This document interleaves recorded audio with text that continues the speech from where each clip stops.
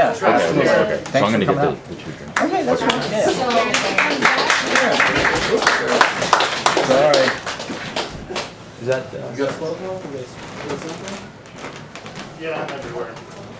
Yeah, that was dope as hell. Thank you so much for doing that. Those harmonies and everything sound phenomenal. Thank you. Yeah, absolutely. Come back. I don't know how to Oh, I'll take care of it. Here, let's just unplug that microphone. Okay, this is the microphone. And that's, I think, I don't we'll just unplug from here. unplug the audio cables. There you go. Oh yeah, that's in that one. Oops, there we go. All right, well, yeah, thank you, Jake Dester, everybody. SoundCloud, Bandcamp. Are you on Spotify?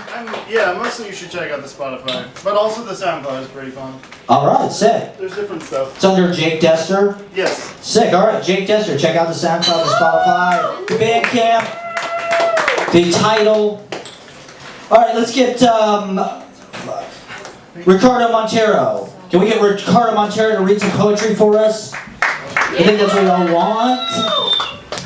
Once again, we're going to get to everybody. Thank you for hanging out. This is where it gets fun, after 10 o'clock.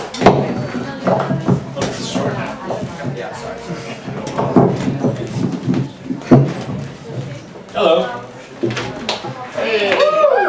Thank you. I'm Ricardo Montero. I'm reading some poetry for y'all. That's a drawing of the predator that I have in my poetry book. Yeah. I'm a journalist. I work for the mainstream media, unfortunately. Which means I'm very stressed out right now, because the midterm elections are tomorrow. And I have to work that shit. And how do I get to the soul-sucking job of being a journalist? I write poetry. So this one is about the midterms. Enjoy, everybody. It is called, this poem is an emergency broadcast. I think I fucked up when I was 11 years old. Flying uptown over the Caribbean and escaping nothing but heartbreak. I was here, nestled in a blanket, begging to be held. I don't know why I expected a nurturing mother. Childhood innocence, maybe. Like holding a stranger's hand or opening your eyes in the pool. It burns now like it did back then. The crush is here. My convictions line up with the usual suspects. I am an idiot, smiling at the firing squad. It's at times like these when I think about my nona's hands, my abuelita. They smell of cilantro and rice. She would grab my face when she kissed me. Every kiss, another reason to come home. Thank you.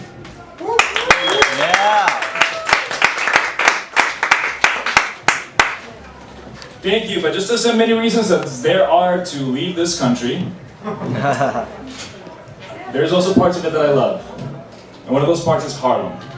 Yeah. I lived in Harlem for anybody from Harlem here? No? Damn. Queens.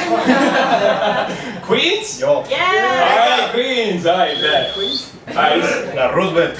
Jamaica. I used to live in Corona, baby. From Corona. But this poem is for Harlem. I love that. I love that fucking... Love that neighborhood. Alright, here goes. The promise of Harlem wasn't for me. When my ancestors died, it wasn't here. They didn't die dreaming of a golden sunset over the west side bricks. And when we crossed the sea, her and me, it wasn't for Harlem. It wasn't for the laughter of 125th. No. The trumpet and the snare do not call my name or my grandfather's name. Harlem exists without me. Harlem exists, and he doesn't need to explain that to anyone. Those 45 blocks of uptown royalty and downtown scrutiny simply exist. It's a black and brown rainbow that lives on in spite of time and terror, shining brightest on the hot days when they open up the fire hydrants. Harlem is the first glimpse of sun through a storm, or a warm hug after a good cry. The ghosts of Harlem are infinite. The power of Harlem is cosmic, and my love for that neighborhood is endless. Thank you. Woo! Yeah. Don't lie to me, none of y'all from Harlem. Alright, this last one, this was about my dad. We like him though, we like him. Yeah. It's called On a Mountaintop. On a mountaintop somewhere, the stars told me a secret. Either 5 or 45 mojitos in, those white dots in the black canvas began to take shape, say things. They talked for a long time. They told me everything. The who, what, where, when, and why of hiding in the daytime and shining in the night. Before the sun killed them, I asked, why me? To which they replied, because you looked up. Thank you. Yeah. Ricardo Montero, you can follow me on Instagram, ricardo.monteroh. Thank you. That is fantastic. Please come back. Definitely. That was wonderful. Ricardo Montero, everybody. Great poetry. All right, on deck, we've got Erkin Oytac. Yes, he's here. All right, we're gonna get to Going to sleep. what we have one more. We have one person and then you. So we're gonna get to everybody. We got some comedy, ladies and gentlemen. I love it. Let's have some laughter. Big hand of applause for Dillon Krause, everybody.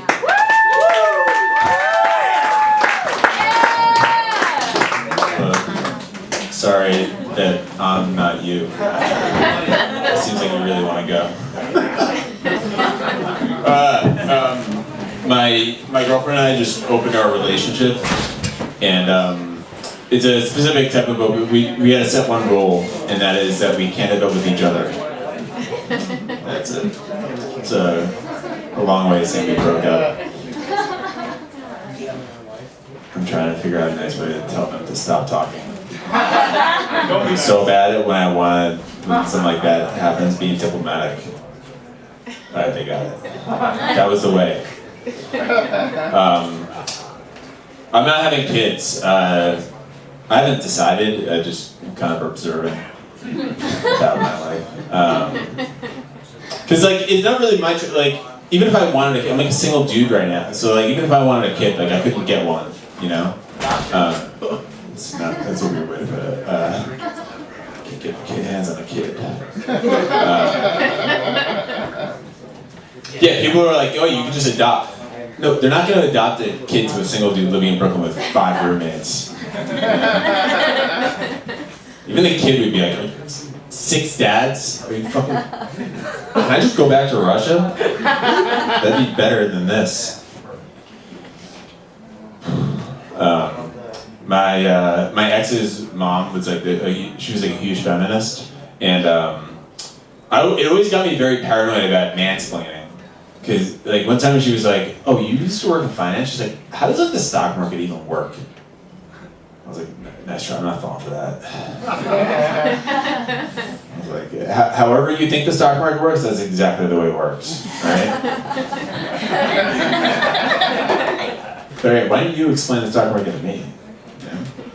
I figured out like the best workaround with mansplaining, and that is I before I say something to a woman, I preface it with, "You probably already know this, but," and then I get to say whatever I want. But it's gotten too reflexive where I met a girl at a bar and I was like, "Hey, you probably already know this, but my number is 631-332. That's bad. My ex used to accuse me of mansplaining all the time. She'd accuse me of mansplaining anytime I said anything that was like empirically true. Like, I'd be like, "Oh my god, this subway is so packed." She's like, "Don't mansplain transportation to me." Jesus Christ. Yo, like, it's gotten out of, like, I feel like I agree, like, many men will, like, condescendingly explain stuff to women that they already knew. I agree. However, can we also agree that some women don't know some things? Is that so much of a stretch? Just some things. You don't want to live in a world where like we just assume you know everything. You know, like my ex and I were babysitting for my niece, and she was making her peanut butter and jelly sandwich, and I was like, "Oh, actually, my niece is allergic to Actually, you seem like you know what you're doing. You must know. You're a woman, so. My sister gets home, she's like, why is Charlotte dead? I'm like, because I'm an ally. That's why. I was gonna say, I always find it weird, like my grandma died, and I always find it weird that like when you tell a friend that somebody died, and rather than just being like, I'm sorry, they like ask follow-up questions first. Like, I told my friend my grandma died, and he's like, oh, were you guys like close? Why? Because if we were close, it's sad, otherwise just some dead old hag. Whatever. So, a kid I went to college with died of a brain tumor, and I told my mom about it, because she seemed like she was having a good day.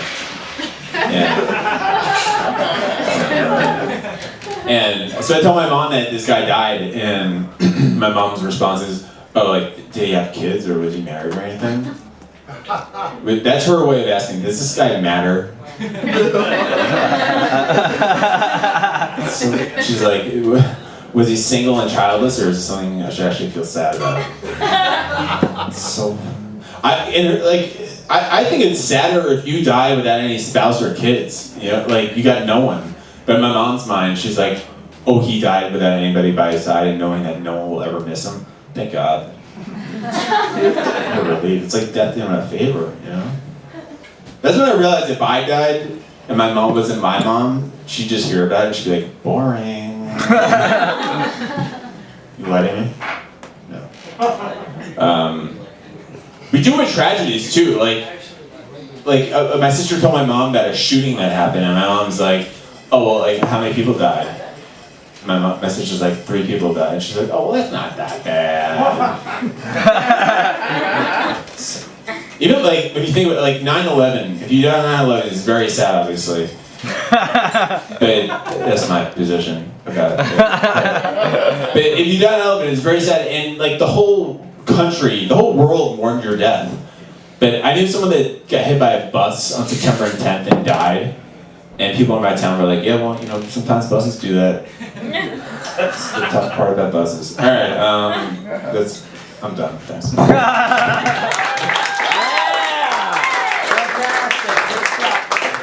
Very funny, Dillon Krause, everybody. I liked it. All right, yeah. Name, right? You're coming up. Let's do it. Let's get down. Yeah. You have to introduce yourself. Erkin oytac. Erkin oytac. Thank you. Well, it's difficult to spell my name. You know, Europeans has a funky names. By the way, everybody call me here Eric. But my real name is Erkin. Erkin. By the way, I have to say a few things. Today, it was a gorgeous weather. Yeah. I mean, absolutely beautiful. By the way, it's a full moon. It's not a full moon. It's a bloody moon. Okay, let me go back to my story. My story is cigarette. I'm sure everybody knows what is cigarette, right? Okay. By the way, I was smoking cigarette many years. And I say to myself, listen, let's write something about this disgusting shit. Wait a minute, I'm not gonna fall down? Okay, I'm still here. By the way, I have the papers, but I lost them in the train. So, if I make mistake, I will apologize. Okay, so I said, let's write something. So I was writing, do you know what? Every time we said what we do, what cigarette does to us. You know, cigarette do this, cigarette do that. I said, do you know what? If I write more, it's not good anymore. So I say, let's do this. Let's say what we do for cigarette. Do you know what we do for the cigarette? Don't ask what a cigarette could do for you. Okay, I'm not gonna fuck this idea either. So I made myself cigarette. So I started writing. I am a cigarette. You hold them in your hand. I'm slowly killing you, but you don't understand. I'm looking into your eyes as you puff me away. Keep puffing me away, turn me into ashes. In the end, I'll get you, I'll get you, I'll get you, turn you into ashes. Ashes, cigarette. By the way, cigarette goes on. No, I didn't finish it. Hold on. And cigarette say, "You're just a fool." It's what I said. Wake up every morning. First thing you do, you search for me. As I search for you, I have a hold on you. You cannot let me go. Cigarette, don't. By the way, after I write the lyrics, I made the song. This is a very good song. You can listen Facebook or SoundCloud, YouTube. You search for me as I search for you. Thank you for listening to my cigarette story. Thank you.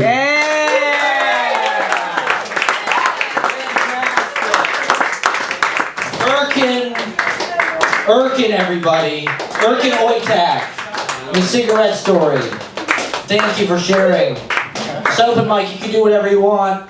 Alright, we're gonna do fast.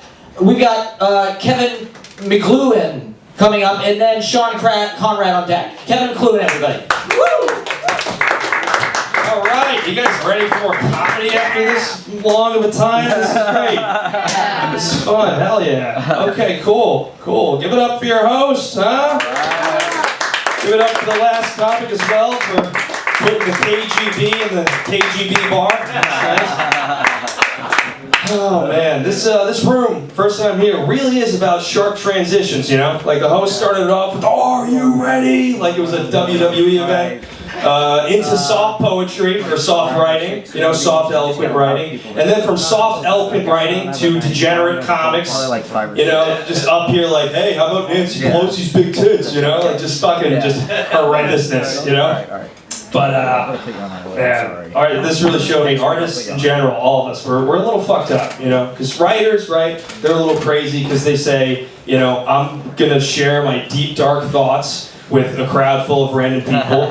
And then comics are more fucked up because we hear writers share their deep, dark thoughts in front of random people. And then we go, "Hey, this is probably a good place to try 5 minutes of my dick jokes. This is a good time. I like it."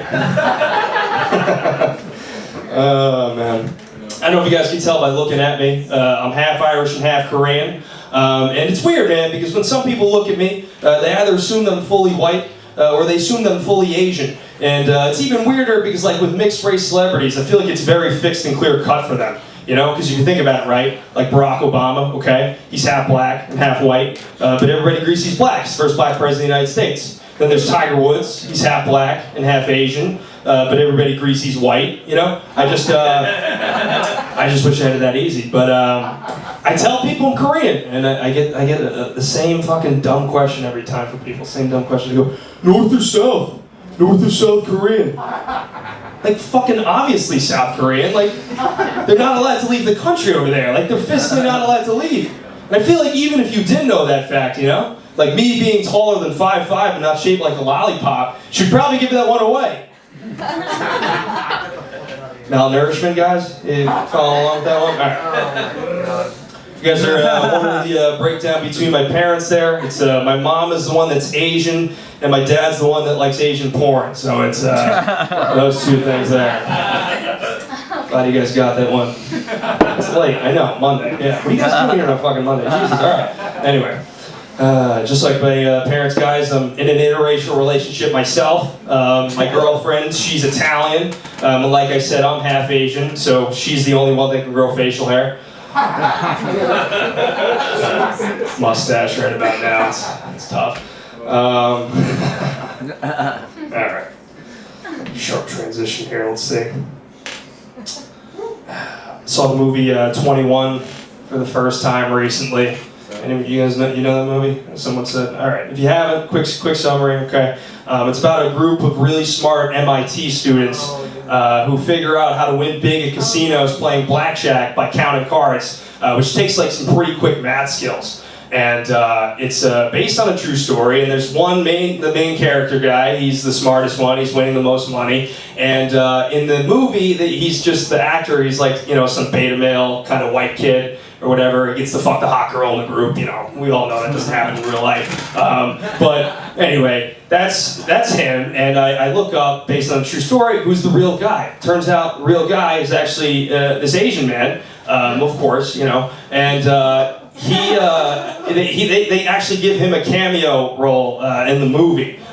Instead of, you know, making him like a smart guy, they make him a fucking casino cards dealer.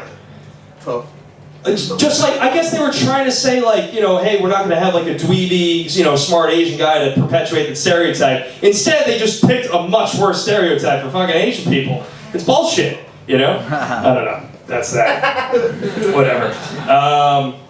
It's weird how Hollywood likes to do that, right? With they don't want to perpetuate Asian stereotypes. But we are very, very, like, specific when naming, like, Asian neighborhoods. You know, like, we're so obvious about it. We go, hey, there's a lot of Chinese people there. Let's call it Chinatown. Oh, there's a lot of Koreans there. Let's call it Koreatown. It's the only time we make a distinction, white people make a distinction between Asians is like, you know, the area, because I guess they want to know what type of food they're getting. Makes me think, really makes me think white people kind of name the neighborhoods in the city, especially because, all right, you think about it, right? Like Midtown Manhattan, okay? It's on 42nd Street. But Manhattan actually goes all the way up to like 208th Street, all right? What? Yeah, it does. And so it makes you think, right? White people named it Midtown, not because it's on the middle of the island, but instead it's the middle where white people feel safe in Manhattan. All right, guys, that's my time. Thank you so much. You guys are great. Kevin McGloinn, everybody. Thank you for coming.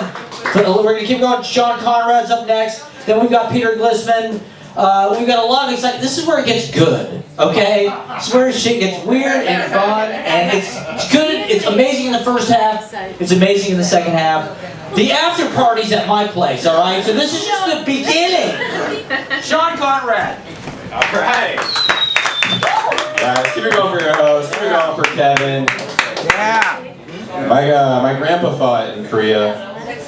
Town. He's very racist. All right.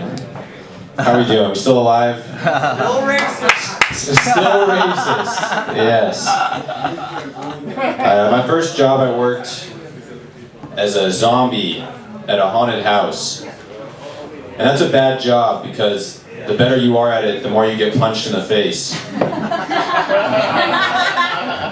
Yes, you guys are great. Thank you. Thank you. You think ABBA ever opened for AC/DC? That'd be crazy, right? Like, this next song goes out to people who love the first 4 letters. My jokes get funnier the longer you think about it.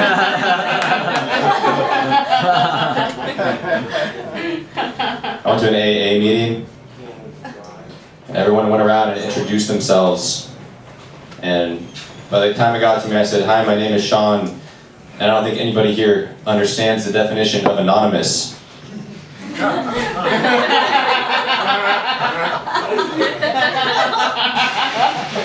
So I formed my own faction, Alcoholics Eponymous. Everybody was addicted to Mike's Hard Lemonade. I think condensed milk should just be called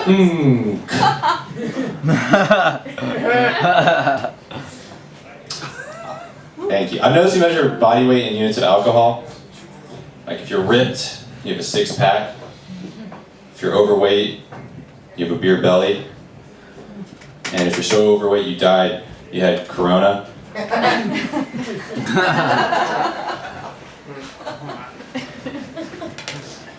I was driving, I saw a sign that said, slow down, children at play. And I try to be a good guy for my community. So I put another sign up next to that said, unless you're a pedophile. In that case, move along, buddy. All right, we're cooking. I saw my mom recently. She was wearing Timbs. I was like, Mom, why are you wearing Timbs? And she said, because someone told her for every pair you buy, they donate a pair to someone in Africa. I was like, Mom, that's Tom's. Those are Timbs. For every pair you buy, you take a pair from a black person in America.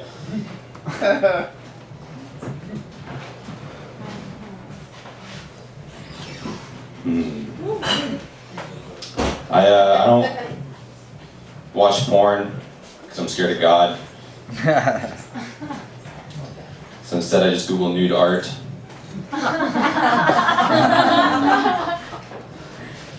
Porn is weird.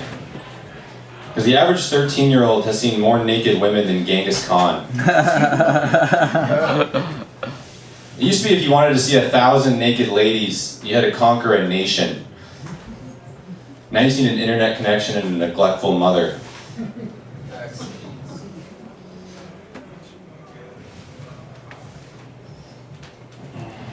Leave you guys with a brand new one, see how it goes.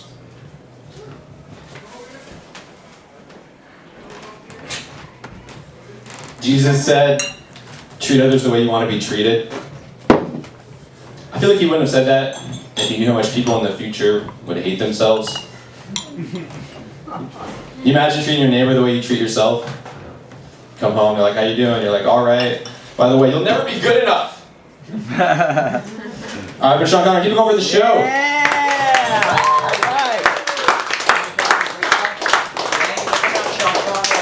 John Conrad, everybody. All right, we're gonna keep going. We're gonna have romanceros, that's queens on deck. We're gonna have first, and we've got a number. We got some great stuff coming up. We've got John J. Trause, we've got xlad, we've got Richard Helfar. We've got tons of people coming up. Great stuff. So thank you for hanging out. If you want to sign up, come sign up. All right, so let's have Peter Glissman up. Peter Glissman's gonna destroy.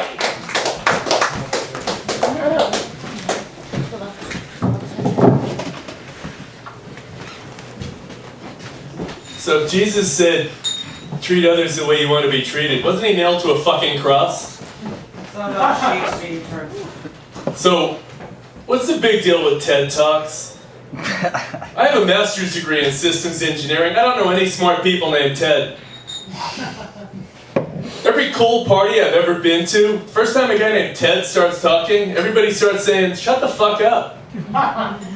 Is it me? Anybody else want to play good news, bad news? Good news, we found weapons of mass destruction in Iraq. Bad news, they were called Americans. Good news, tomorrow's election day. Bad news, somebody's gonna win.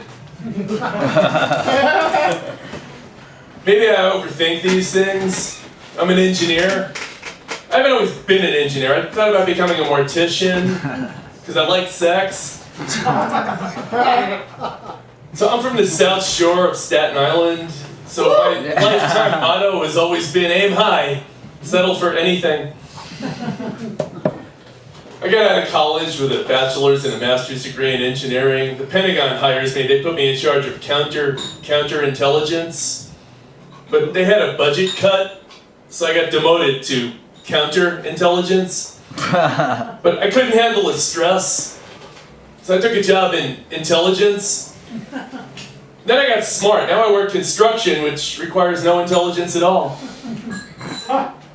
So I watched a lot of movies during the pandemic, drank a little too much wine sitting at home in my apartment. I watched that movie, The Two Popes, and I fell asleep. And then I had this crazy dream. I realized, wouldn't it be better instead of two popes if the Catholic Church was run by the Three Stooges?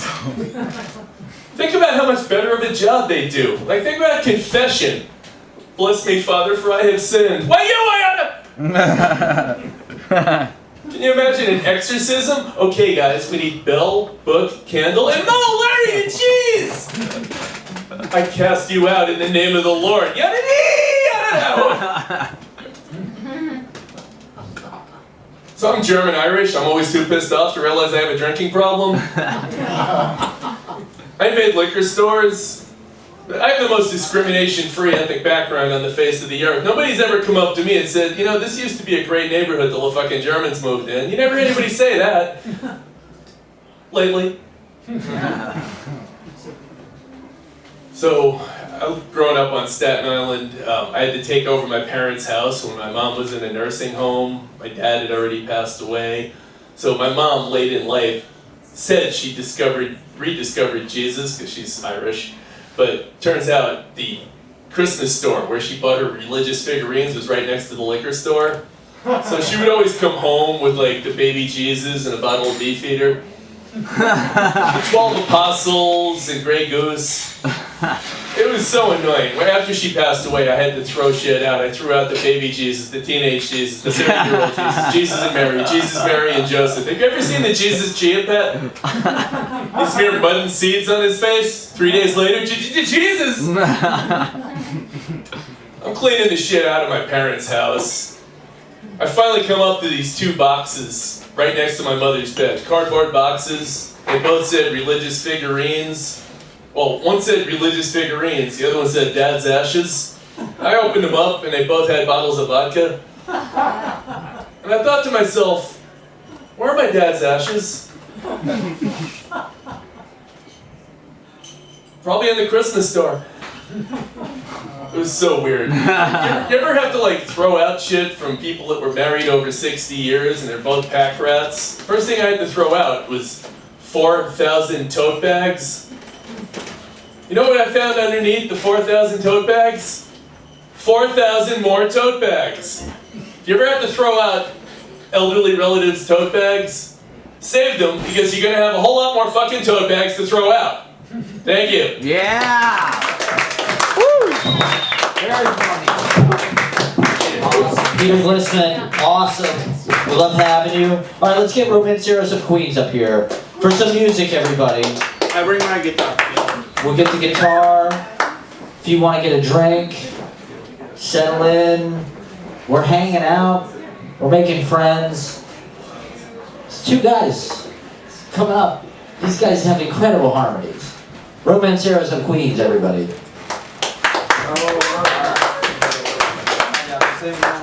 it plugged in? No. Is it plugged in? Traditional. Okay.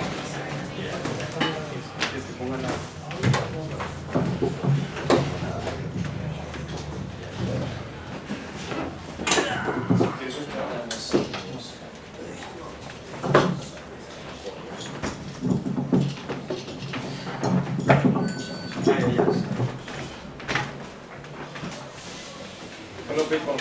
People working. Hi there.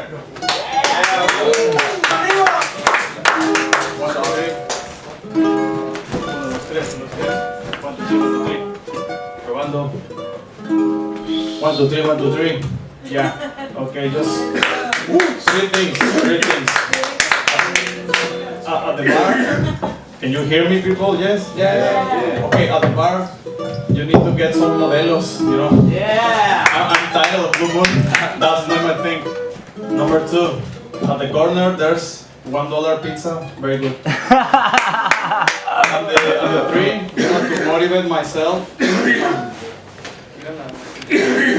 If you want to follow us, on Cash App, on Cell, and Yeah!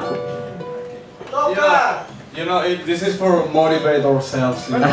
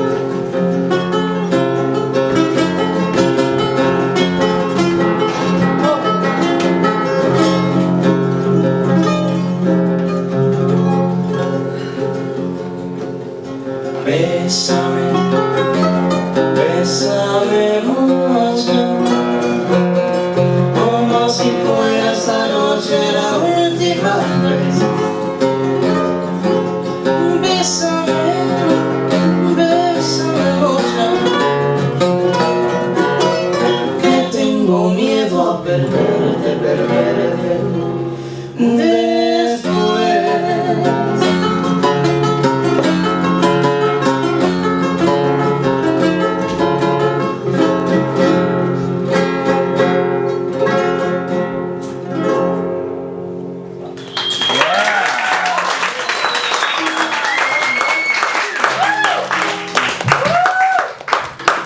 a little bit about us. Obviously, we live on Queens. And it's gonna be late, you know, when we take the train.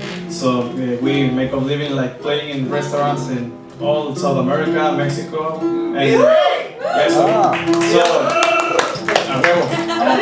so we play vintage music from 1930s, bolero and criollos, and we are going to perform criollos, no?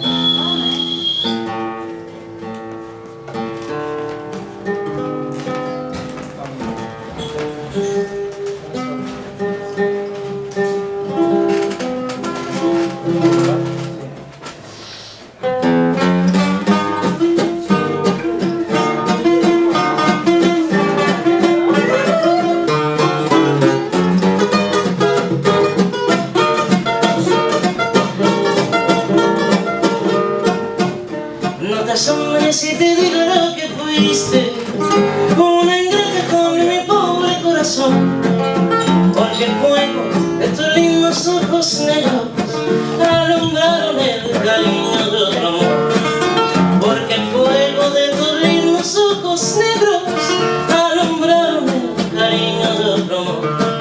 Amor de mis amores, reina mía que me hiciste, que no puedo consolarme sin poderte contemplar. Ya que pagaste mal mi cariño tan sincero, lo que conseguirás que no te nombre nunca más.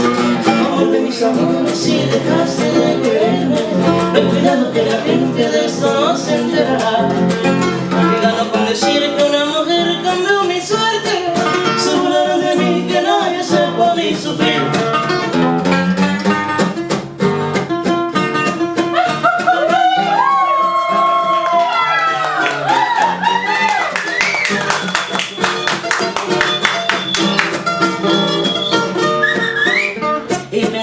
Te adoraba ciegamente y a tu lado como nunca me sentí, y por esas cosas raras de la vida, sin el beso de tu boca yo me vi, y por esas cosas raras de la vida, sin el beso de tu boca yo me vi.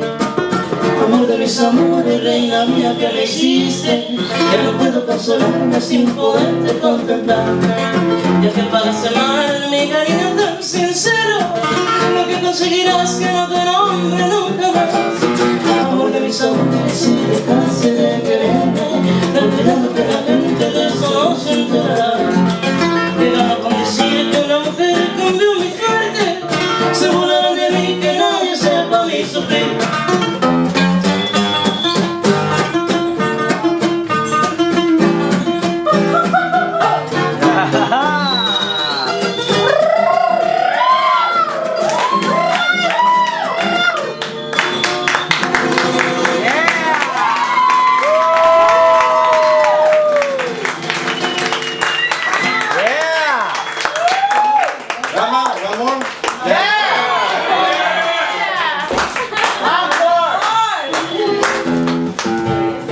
You know, the last song, you know, we play, it is a very popular Argentinian song. It was sung by a French singer.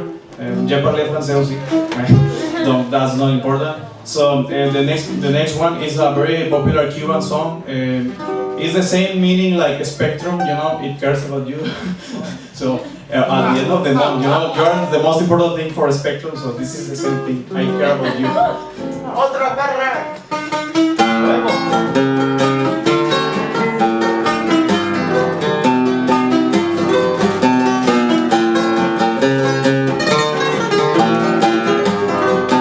Que se quede el infinito sin estrellas, o que pierda la ancha humana su inmensidad. Pero el negro de tus ojos que no muere, y el camino de tu piel se queda igual. Si perdiera el arco iris tu belleza,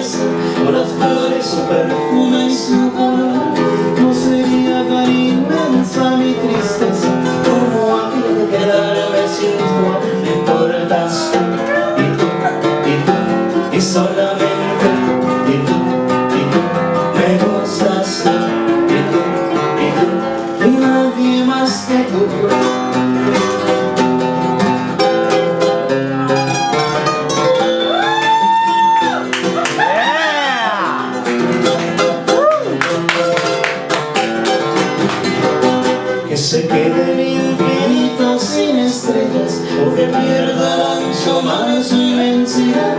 Pero el negro de tus ojos que no mueren y el calor de tu piel se quede igual. Si perdiera el arco iris su belleza o las flores su perfume y su color, no sería tan inmensa mi tristeza como aquella de quedarme sin tu amor por el astro. Y solamente tú, y tú, me gustas tú, y nadie más que tú.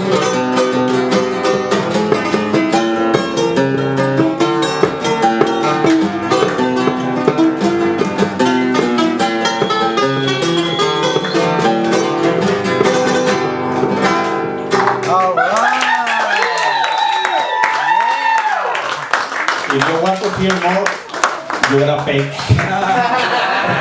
Romanceros of Queens. Because we're Mexicans and we love money. Fantastic.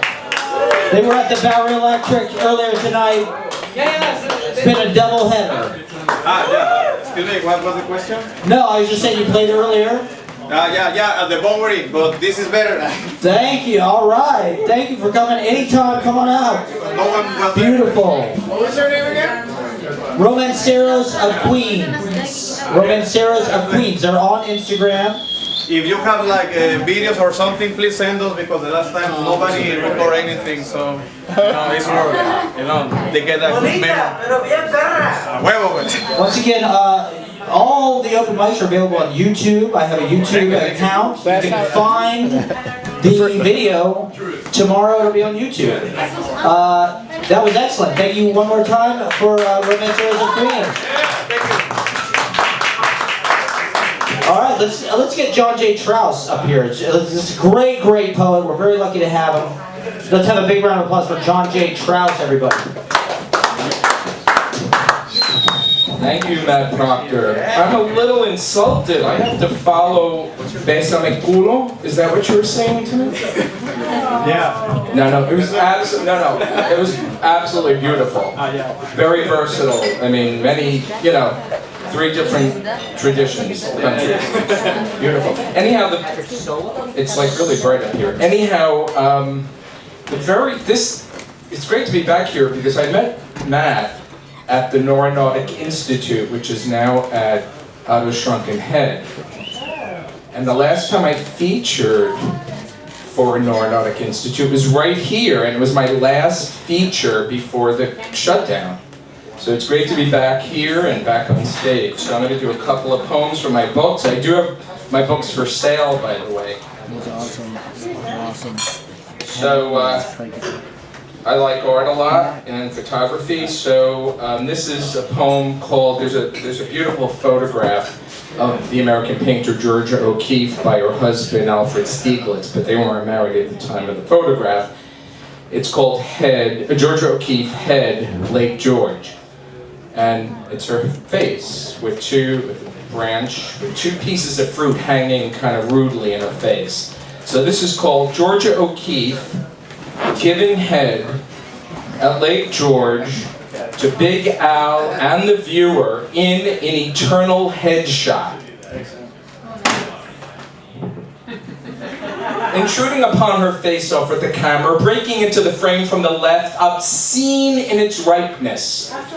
The fruit-filled frondage as envisioned by Carlo Crivelli, gestures of a Georgian Georgia with an intentness and intensity reserved for certain gourds and other organs of pleasure and pain, of ripeness and readiness, of prompt succor, like an insolent tassel of hair, like a fat tassel in the drape at the window, like a fleshy process or proboscis, like a throbbing theribolum just before it shoots its wad of frankincense to the limits of the lacunaria.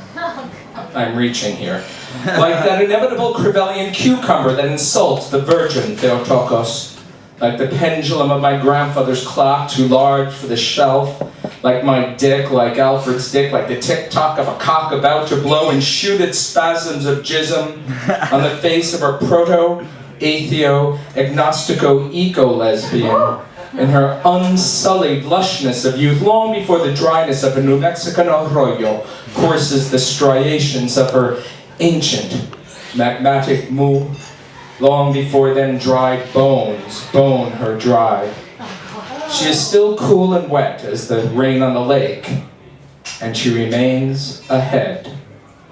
Thank you. Yeah. A beautiful photograph. So Katerina, who had left already, broached the subject of American serial killer. She wrote a poem about David Mornos.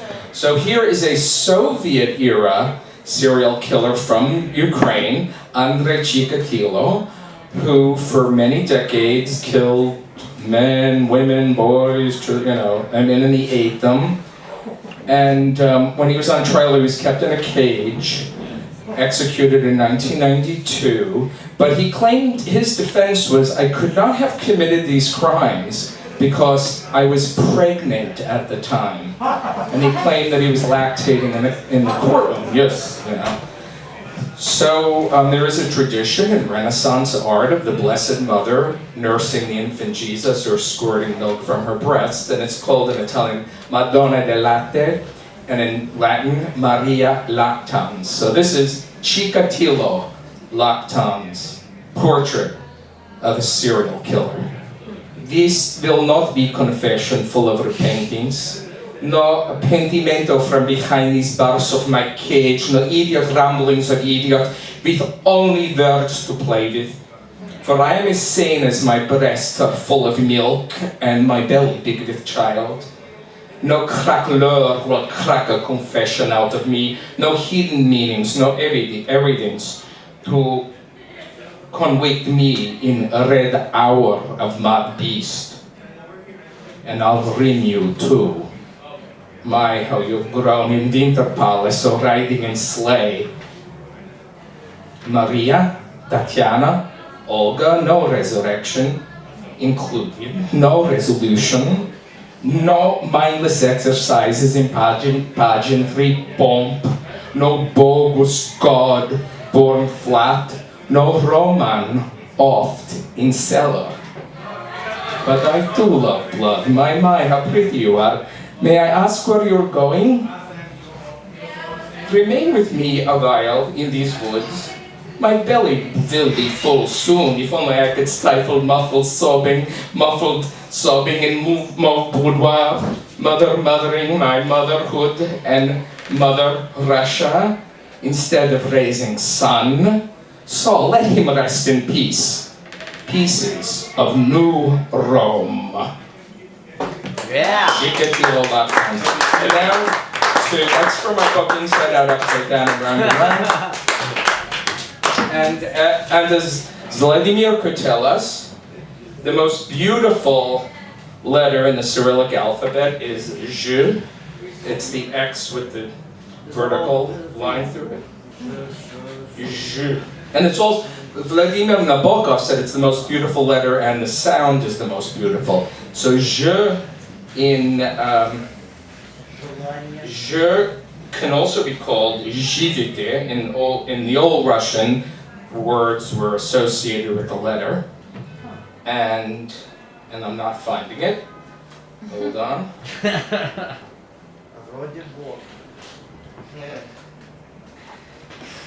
I had trouble looking actually for the page number in the dark. I had to hold up the candle. Oh dear God. Let's see.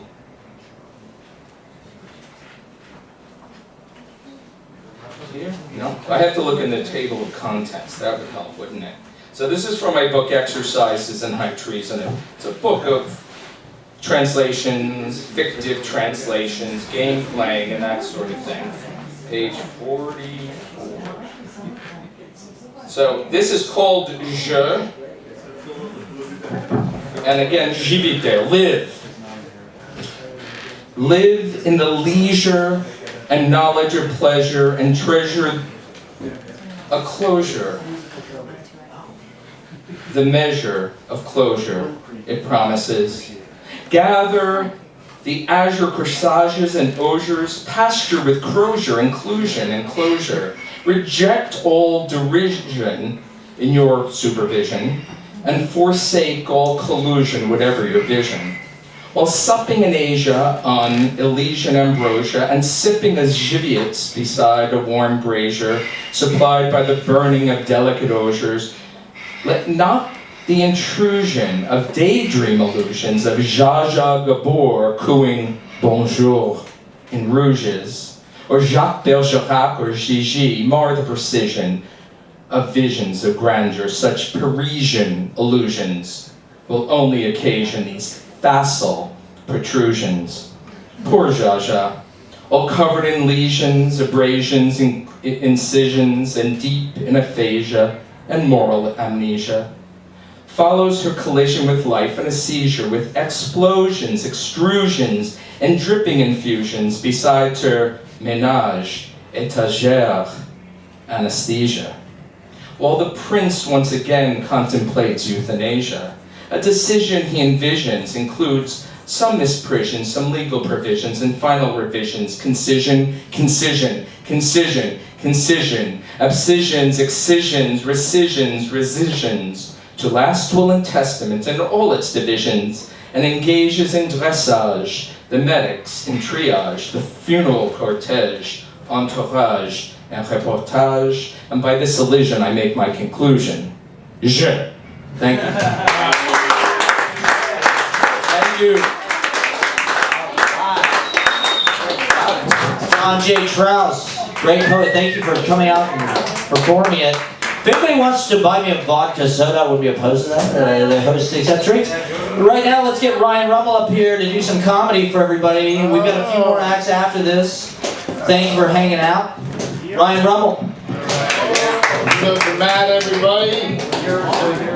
He wasn't lying. It does get funner after 10 o'clock. That was crazy. That was great. He's trying to get drinks now. All right. I have 10 jokes. I'm going to do 10 jokes. It's going to be under 5 minutes. Where was the reincarnation of fucking the Buena Vista Club? They left? The reincarnation left? Oh, they got another gig? They were great. They were great. I've seen John before. All right, we'll do 10 jokes and we'll get out of here, all right? They're going to be super silly because this is a very serious crowd, a lot of serious poems, a lot of, so I'm going to be as silly as possible. As silly as possible. Daylight savings! Daylight savings, guys! Daylight savings! Daylight savings! Come on down to the Daylight Savings Bank and open up a Daylight Savings Bank account today. Are you tired of losing daylight? Come on down to the Daylight Savings Bank and open up your account today. Yeah. That's how I explain to people I don't know how daylight savings works or why, or how banks work. I don't know how banks work either, so I don't know. The New York City Marathon was yesterday. Yeah. I hate marathons, but I love white people with rosy cheeks. So I don't know what to do with that one. I was raised upper middle class, and a lot of people ask me, hey, what was that like? And I say, I was raised just like everybody else, by a big Caribbean woman. I don't want to talk about stereotypes, though. Maybe I do. Panasonic, Bose, Sony, those are stereotypes. Someone said, hey, you look like a young Unabomber. I said, I'd be more worried about a multi-bomber. If you read his manifesto, I think you'd vote for him tomorrow. Who are you voting for, sir? As long as it's a Republican. I asked Sherman Williams who he was voting for. He said anybody but Benjamin Moore. Are we a political paint crowd? Socialism's a dirty word. Why is everybody so concerned when I drink alone? Maybe I don't understand politics either. Any Libras in the house? Libras? I'm a Libra, but I'm thinking of transitioning to a Libro. But only because I like to read in Spanish. That joke's bad for 2 reasons. Someone's talking about all these gentrification neighborhoods. An Italian Vietnamese fusion restaurant is moving into my neighborhood. It's called Forget About It. I said I was going to be silly. You know that phrase, you're not a real New Yorker until? You've heard this, right? You're not a real New Yorker until. I came up with a new one. See if you can see if this is true. You're not a real New Yorker until you kick someone under the subway tracks. What? Don't get arrested for it. Well, like a real New Yorker, I live in New Jersey, and I live there. There's 2 types of people from New Jersey. The people that won't tell you they're from New Jersey, and the people you don't have to ask. I'm the latter. You don't have to ask me, I'll tell you. I've been in New Jersey my entire life. I lived in Jersey City 15 years. I live on Jersey Ave above a Jersey Mike's. I gotta get out. I gotta adjust these. All right, we'll end on this one. Give it up for Matt. This is a long night. He's killing it. He's back and forth. Not all black guys look the same to me, but their white girlfriends do. Thanks, guys. Yeah. Fantastic. Ryan Rummel, just bringing it in the late hours. Fuck the audience. Who cares? And I like the audience. I'm just kidding. We love you. You're beautiful. Mwah. You're a beautiful audience. Thank you for hanging out. All right, let's get let's get Saul Garcia up here. Saul Garcia, everybody. Big hand.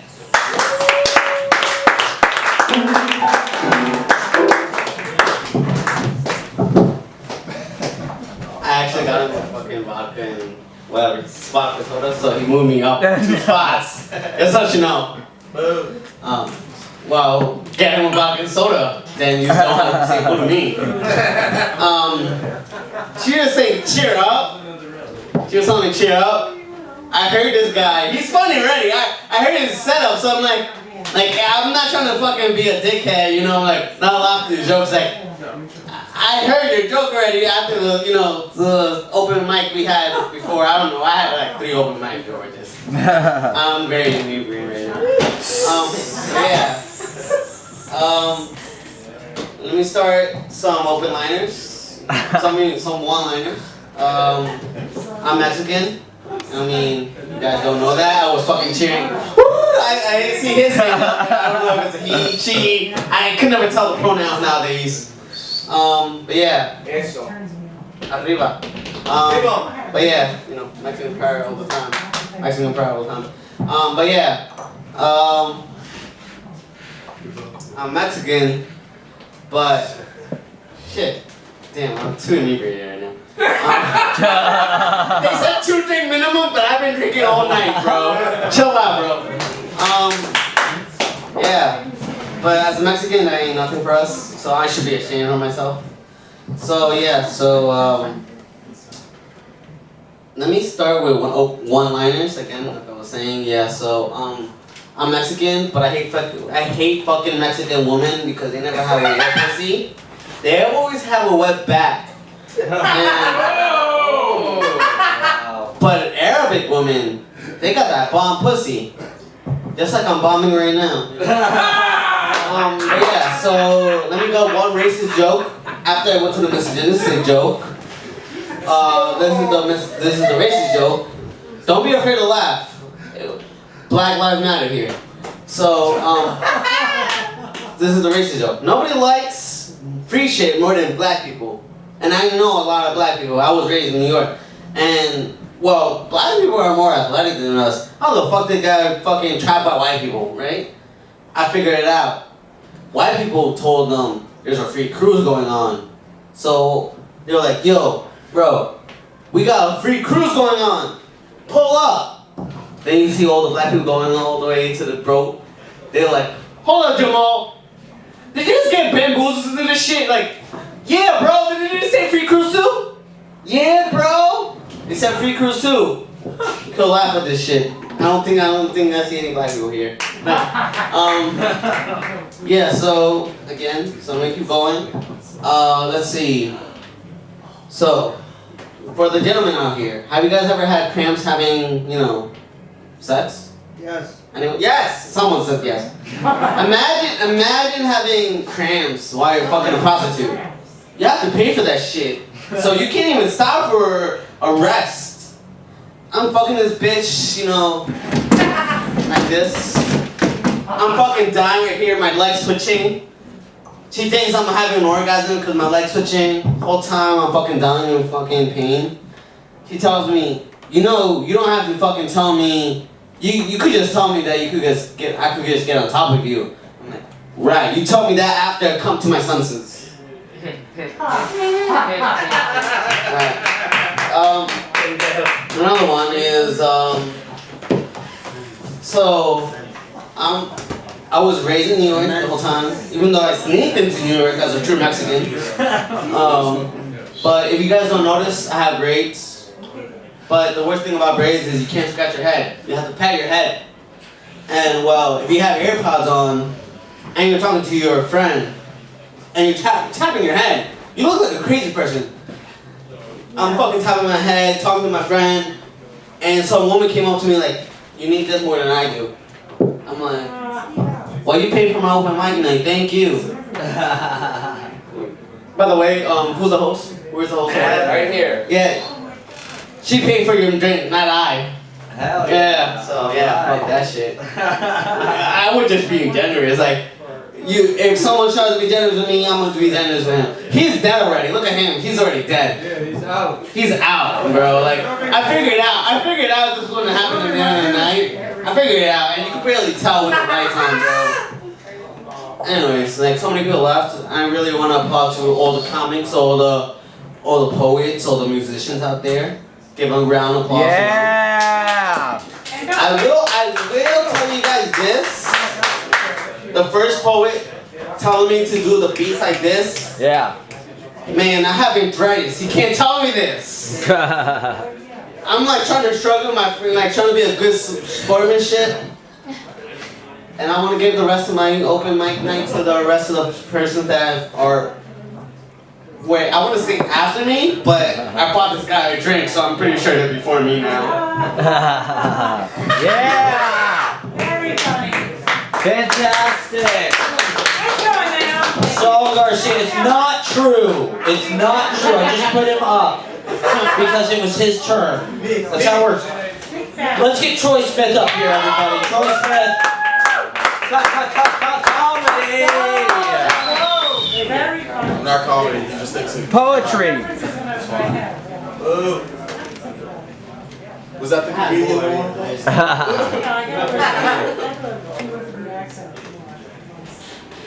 Ooh, I'm just reading some bullshit poems that I perform at another comedy, not a comedy club. That's so funny. Okay, cool. Between the lines, information lies. Information outside is combines lies. A word, hey lady, thanks. Hey, we're reading poems over here. Yeah. Alright, thanks. Between the lines, information lies. Information outside its confines lies. A word that belongs but doesn't, to be read but not. Poem. A tale of two, one telling of the lore yet to come, the other of its meaning, homophones. I want to live, but to live means to learn its meaning. Pseudo. Though like reading notes, one must jaw vigorously for reflection. The words themselves. So what do these words pose? A conspiracy, a mere thought, or a mirror? Or a white lady talking in the background? I don't know how to accept love. When given all you will find is my indifference. Underneath the skin, the wounds unfold, stories that I scab with dirt and lies self-told. When will I grow? I don't know, I'm scared. Is the lonely path the path foretold? I always wondered how many of my secrets do I need to repeat to accept them? But the real fear I fear is, will they accept him? Through all these trials, tribulation, and mistakes, where even the smallest slight might give light to my faults, but to accept them faults, and accept myself to grow like a plant from a crack, can I overcome pit bulls, so my conscience isn't screaming at these walls. Yeah. Alright, what else bullshit do we got? Poem, by the way. Your personality is true like a lion, but in reality, it's what others imitate like the stars of Orion. The cat bequeathed themselves an empire, for you seek nothing less but the resolve to prove to yourself you're on course. But for what? The Titanic or the path to heaven? To make things simple is to only self-serve, but many times in life that's the only way. Like when you need a pill to pass and get through the day, this isn't a fade, like when my mom smoked to get away. But something to show you, I know life, so you don't feel like a castaway. Boom. Alright. It's crazy, because I hope you're alive, for if it were true, my fears, then they could live, not die. But you are you, words I have not been so joyful to say. I must admit, besides families and friends, I've never had someone love me day to day. My diction is blunt, though bald to bat, but the truth is, I like thinking about you, and I find comfort in your words. The honesty when you mean them, the shit you talk, a comeback that awaits perspective is an interesting thing. In mine, I never fit you in. Then you coalesced as though the fates had made other plans. The most shocking part is, out of everyone, I value your opinion the most. Even in my most pragmatic nature, this would have been foreign. I don't dream as Octavian, for life has become ever more complicated in the times of Franklin. So instead, I look for you something true and simple, like a compass pointing true north. I'll look for you. All right. That was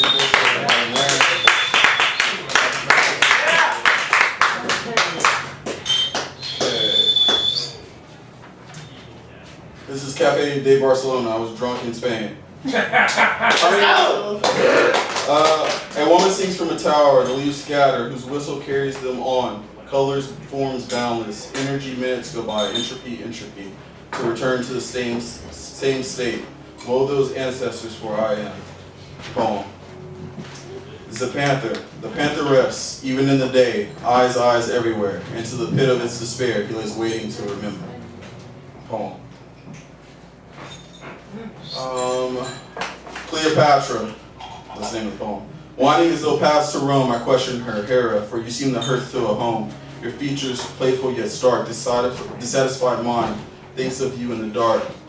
The mind wonders, fanciful yet sonder, methinks what it would take to belong to. Yeah. I got more bullshit, but that's enough, I guess, for now.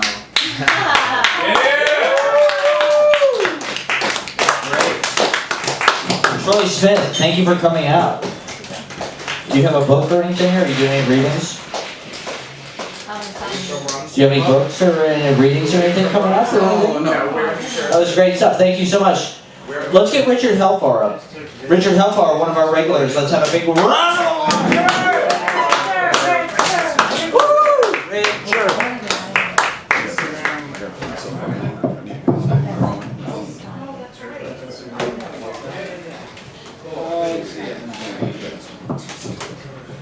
I have two today. First one, the air raid sirens. Suddenly last night, I thought of the air raid sirens. The duck and cover underneath the desk, the test that interrupts Lucille Ball. How shadow shy but not quite paranoid, we kept one ear out for the voice of doom. If this had been an actual emergency, we could anticipate, we could react, wait with a shudder for the final light, and wonder if we'd see it or just simply die. How silly 60 years ago now seems. Look, we survived. We must have been so dumb. Because we lived, we should have known we'd live. And suddenly last night, I thought of the air raid sirens. How, if you didn't hear them, you were safe. How you could walk about your normal life and think about the dangers of the world like some vast storm 100 miles away. An outside menace in a labeled package. Not neatly dressed fanatics on the street. The well-known devotee, the dirty bomb, madmen with missiles, or the Puritans willing to wipe away the human stain, the truck-turned weapon, or the million guns bought to protect you from a million guns, the unknown cloud of unknown clouds, the fear quite casually descending as you buy your bread. Oh, trumpets of merciful angels, security now lost. Wow. Yeah.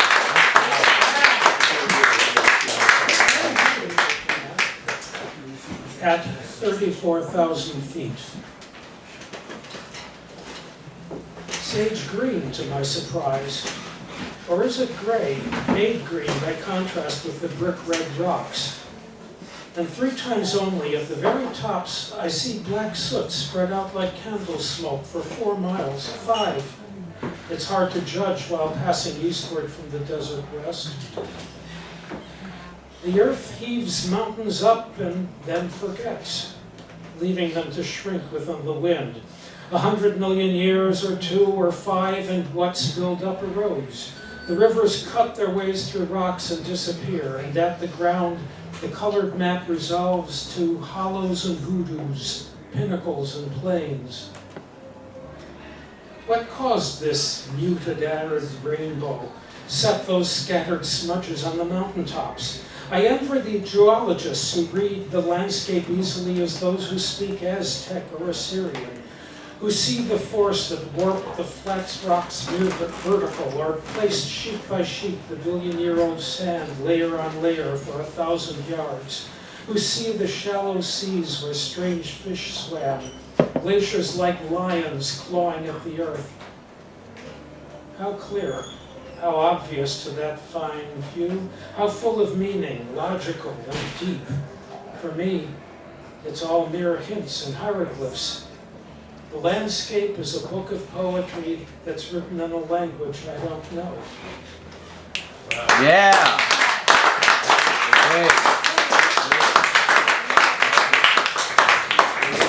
Richard Helfar, great as always. Consistently great stuff. Thank you for hanging out with us. All right, let's get xlad up, and then we'll have Tommy Smart after that. So you're on deck. But xlad, are you ready for xlad, everybody? This is exciting. I think this is post 10:30 on a Monday night. This is where you want to be in New York City, everybody. KTV open by Monday. xlad.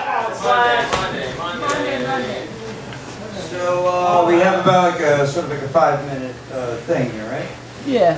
So I promise I'm not gonna go on here. I generally don't. But in this case, I do have 2 poems and a musical number. I mean, a bit of a singing along. Starting off here.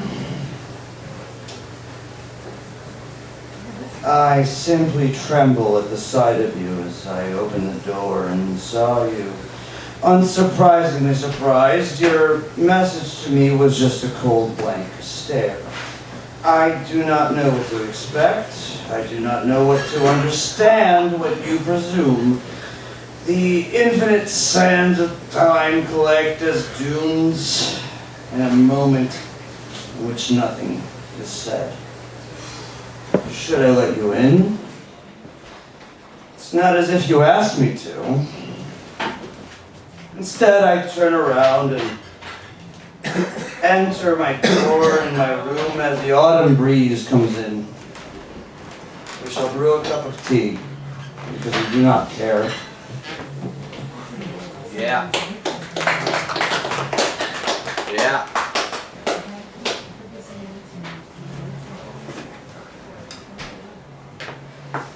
This one's a bit more involved. It has a name.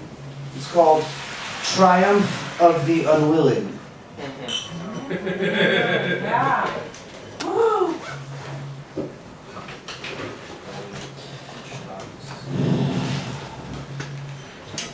Listen to the sudden wistful glance of all of us. The degenerate charity of the fear we all do share. Anxiety is its own currency, and as such we must trade. For as many times as we always fail to make the fires within us more than pale, I mean, much hilarity is found, as of course our sharing, our discourse is often involuntary. But what can I say? Every day we wander through the misty canyons of redundant deliverance with every mundane action we take. For example, the wiping down of the kitchen and the toilet, the washing of dishes, and even our own most romantic wishes are essentially quotidian. Oy vey, oh verily, for shame, and yet so it leads me to make a particularly milquetoast declaration. An ode to the triumph of the unwilling. So we maintain, ultimately disciples of the Antichrist. What are we? Shills to the corporate machines and the adolescent pathos of a zeitgeist derived from marketing done clean, in which mediocrity becomes proper leverage and sincerity itself is both worshipped and derided. Can we not think of an even better hell? Purgatory has such been decided, so we come to a toast of sorts. A triumph of the quiet quitters, sitting down, the quintessential group hug, induced by opiates of all sorts, spiritual, physical, and otherwise. This we do purport, for in time the world will end not with a cry or a whimper, but a shrug, lest we not be seen as wise. And so we are all to blame, so fuck off. For apathy is the ultimate sin.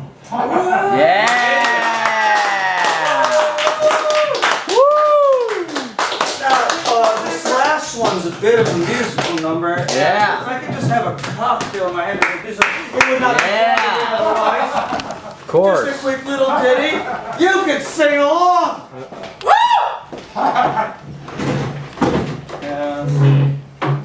Or at least, Dr. Frankenfurter would say.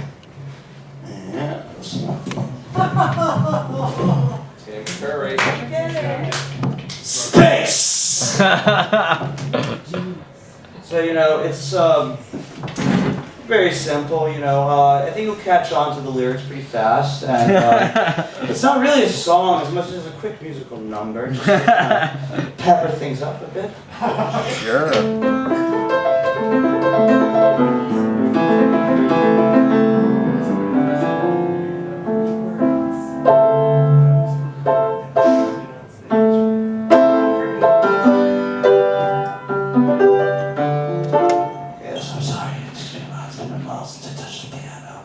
Literally a week. This very one.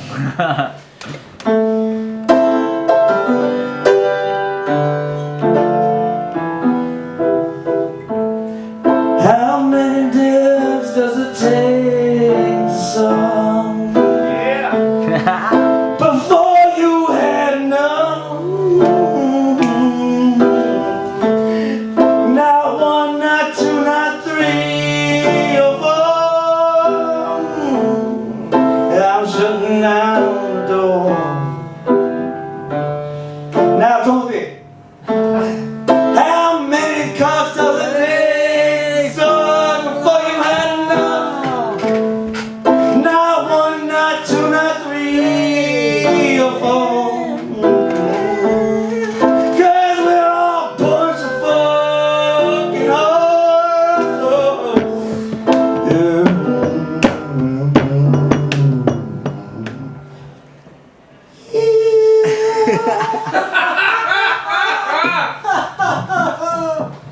That's enough of me for a while.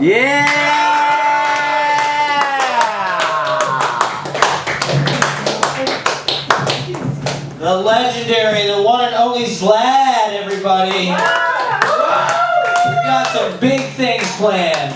at the Algonquin Hotel. Yeah, we have to do that shit over. We're bringing it back.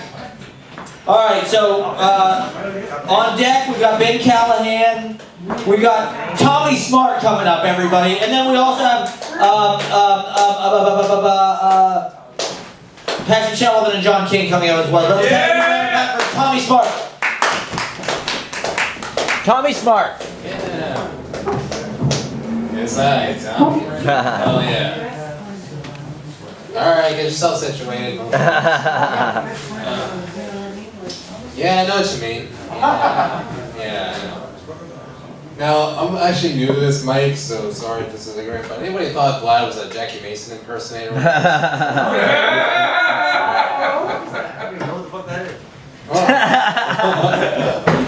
Really? Jackie Onassis, maybe. I know Jackie too, but I don't know her I'll knees. tap that.